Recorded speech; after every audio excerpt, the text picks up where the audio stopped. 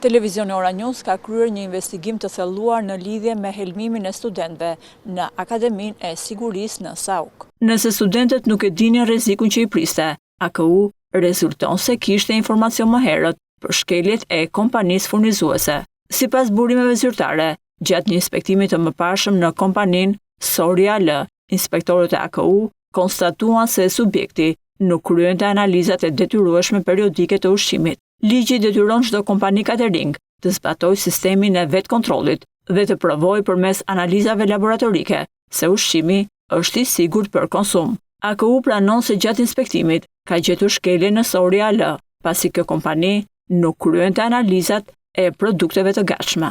Ndonse ligji parashikon gjoba nga 100.000 deri në 300.000 lekë deri në pezullim aktiviteti, masa e vetme e marrë nga AKU ishte thjesht një paralajmërim. Si është e mundur që një kompani që ushqen qindra kursant policie të konstatojë se nuk kryen analizat e detyrueshme të ushqimit dhe të mos merren masa sipas parashikimeve ligjore?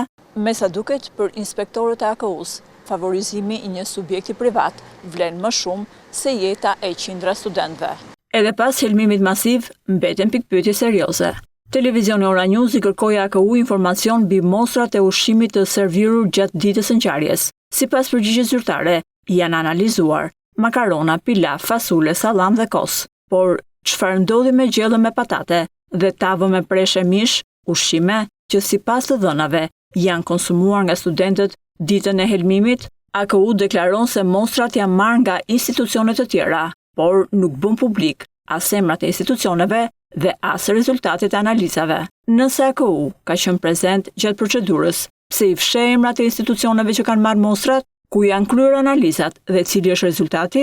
Mungesa e transparencës ngre dyshime serioze mbi mënyrën se si po trajtohet një nga rastet më të rënda në lidhje me sigurinë ushqimore në vend. Nga viti 2020 deri në 2026, AKU ka kryer vetëm 8 inspektime te Soria L. Ky është një numër minimal inspektimesh për një subjekt që gatuan në masë për ushtarak dhe policë, ndërsa në vitin 2020 dhe 2022 AKU nuk ka kryer asnjë inspektim te kjo kompani.